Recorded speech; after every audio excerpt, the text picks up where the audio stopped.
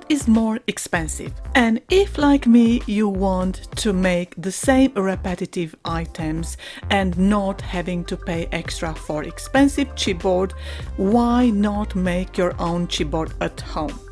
In order to do that, you have to choose the right carton thickness.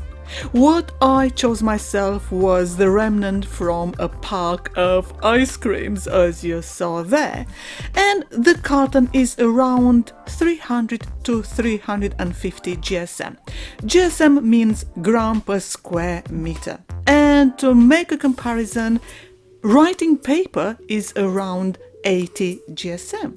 So this carton is much more thick than the writing paper, but you find it heavily around. So maybe just like me, you will choose not to throw away what can be salvaged and to use it in your own project to make your own chipboard. The next step is to choose the thickness of your chipboard.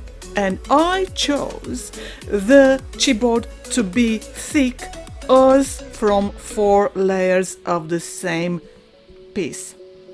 So now I will be gluing the elements together.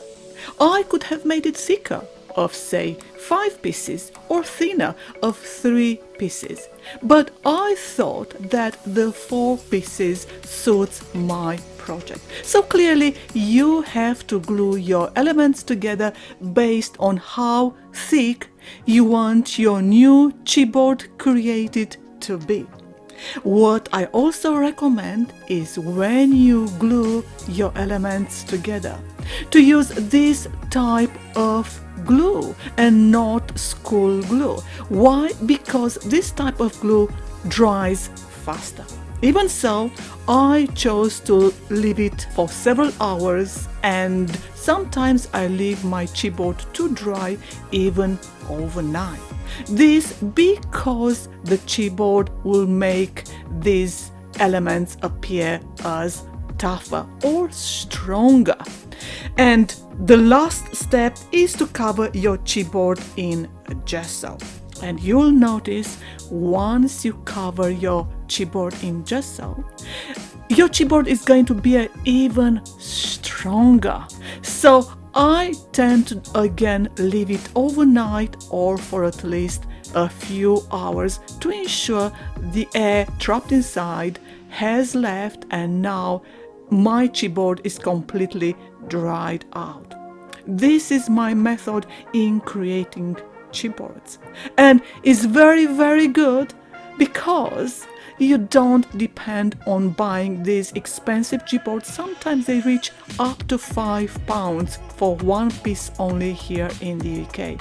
So why should I pay this kind of money when I can create my chipboard just because I have the same die cuts and I can use them repeatedly and create over and over again new chipboard.